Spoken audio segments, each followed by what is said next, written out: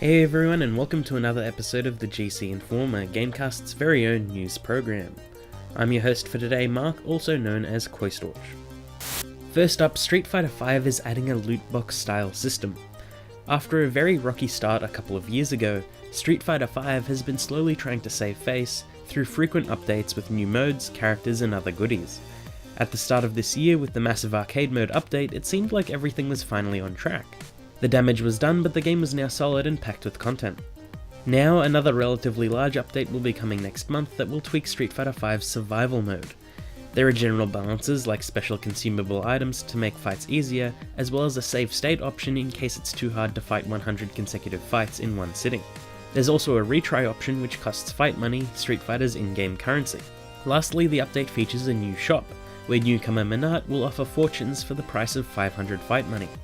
These fortunes are Street Fighter's equivalent to loot boxes, with randomized loot in the form of survival mode consumables, and special costumes that can only be earned through fortunes.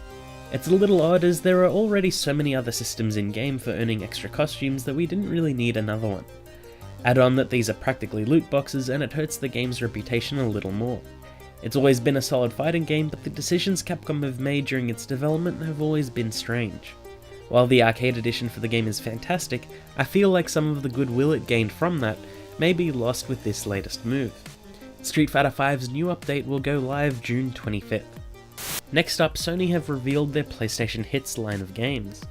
Basically, it's some really good older PS4 releases at a much more attractive price point.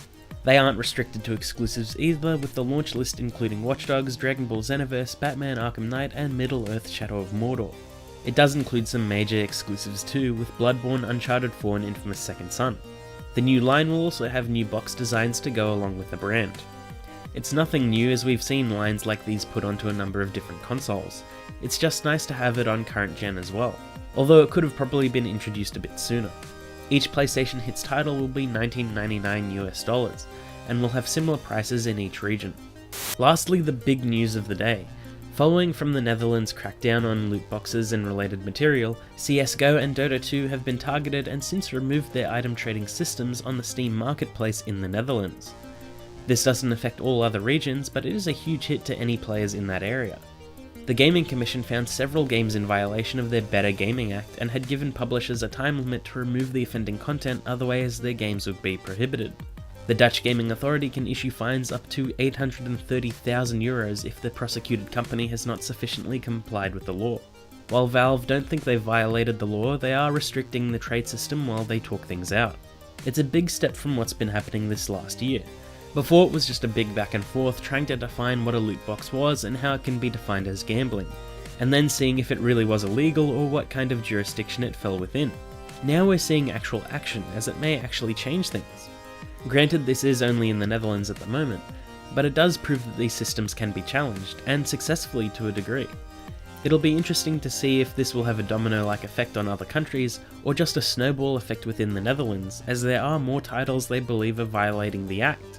Now we just need to hope they don't start using more complicated terms or stages to hide the fact that a violating loot box system is in place. And that's all for today's news. Please don't forget to like and subscribe, and please let us know what you thought of today's topics in the comments below. Until next time, bye!